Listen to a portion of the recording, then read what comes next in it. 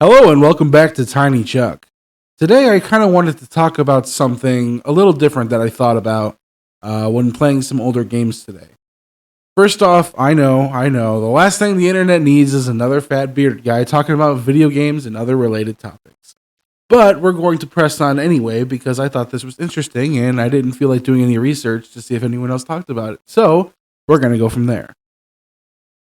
My thesis is this: video game achievements have conditioned us, or personally myself, to not enjoy the game as much without getting that euphoric reward at the end of the game when you complete it, or through the progress of the game as well.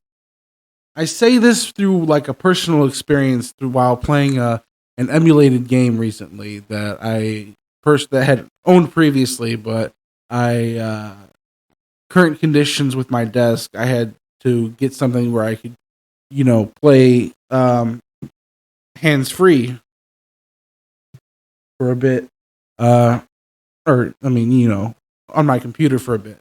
So apart from the lower resolutions and hardware limitations of the older consoles, I find it harder to enjoy a game from an older console or system or even older PC games unless I was playing it in a cooperative perspective with either online or with my family members. So games like Boulder's Gate would be fine when I would play it with my family.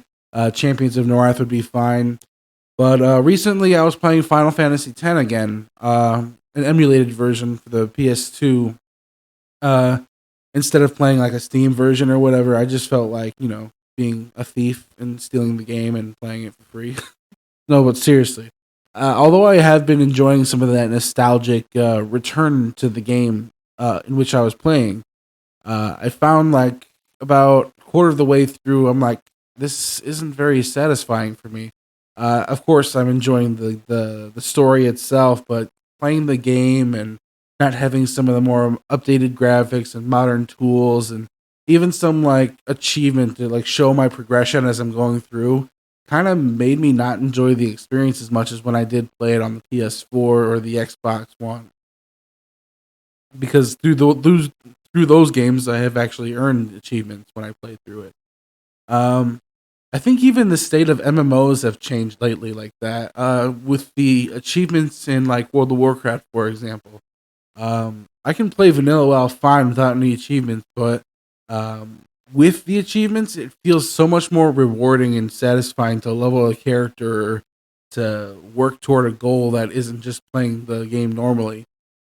So, like, if you wouldn't normally fish, you get a reward for fishing through the achievement system, which is not something you would do normally, just because you get promise of a reward or something. Now it seems like these days you can't really hardly find a game that doesn't have an achievement or at least some form of reward popping up on the screen saying, "Hey, you got this far," um, without just telling the story like it normally would. I'm sure there's plenty of indie games out there like that, and I'm sure they'll be perfectly fine and fun the first time around. But after you get like to the end, there's really no reason you'd want to replay the game unless you wanted to re-experience the story again. I was kind of like that for Final Fantasy 15. I enjoyed the game almost all the way through, and the ending actually like made me emotional. I cried and stuff toward the end because it was like so invested in that story. But even though I have reinstalled Final Fantasy 15, I have no real drive to actually play it again because I know what's happened and I know the gameplay is kind of eh. So, but since I've already feel like I've gotten the achievements, I feel there's no reason to go back and replay the game again. But I know, like in the back of my mind, if I completed a game and I didn't see a single achievement by the end of it, I would feel kind of cheated. I'd be like, "Hey, what the hell, man? I completed this game. Why wasn't I given a proper reward?" And you think the game itself would be its own reward. I'm sure for a lot of people that is sufficient enough, but I think just going back and playing so many different games over the years uh, since systems like Steam and the Xbox marketplace has having their own free games. Um, Xbox Game Pass is what I meant. I just feel like if I was to play a game and not receive an achievement in some way or another, I wouldn't feel as satisfied with the game as I would with a game that had achievements. I don't know if that's something that you guys can relate to, but I figured I wanted to kind of put that out there and get people talking about it in the comments and see what your guys' perspective on this kind of thing. Because I can be completely wrong here, honestly. Everything I said could have been just my own personal bias and my own personal opinions. I mean, yeah, that's what this YouTube video is kind of there for. It's to tell you guys about what I'm feeling and thinking right now.